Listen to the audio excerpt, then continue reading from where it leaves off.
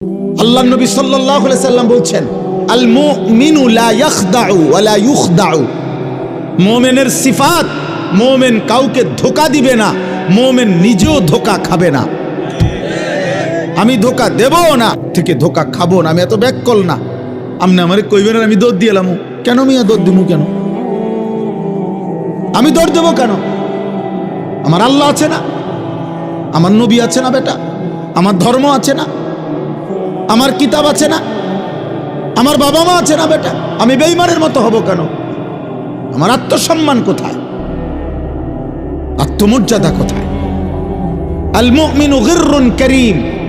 নবীজি বলছে মুমিন ভদ্র হয়, মুমিন সহজ সরল হয়, কিন্তু কাউকে ধোঁকাও দেয় না।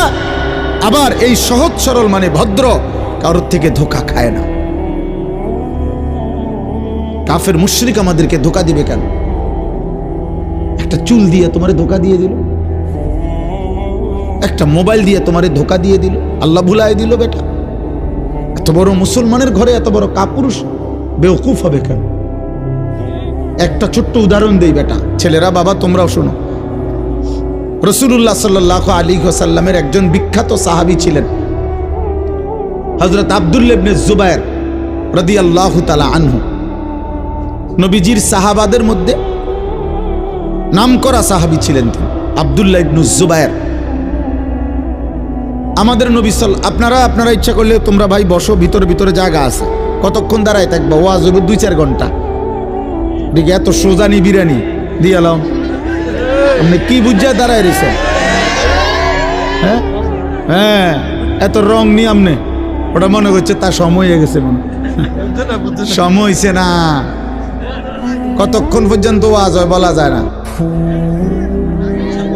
হ্যাঁ ইনশাআল্লাহ বসেন ভাই, নওজোয়ান ভাই তোমরা বসো, ভিতরে ঢোকো ঢোকো মিয়া, ঢুকলে বরকত হবে, বসো ভিতরে।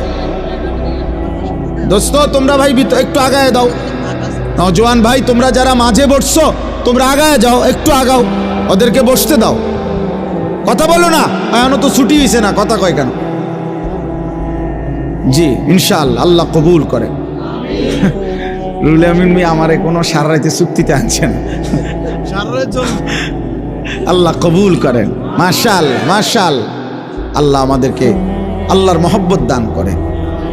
তো ভাইয়া বলতেছিলাম, নবীজি সাল্লাল্লাহু আলাইহি ওয়াসাল্লামের স্ত্রী আম্মা জান আয়েশা রাদিয়াল্লাহু তাআলা আনহা, আমরা ওনার নাম জানি সবাই, নবীর বিবির নাম জানি না?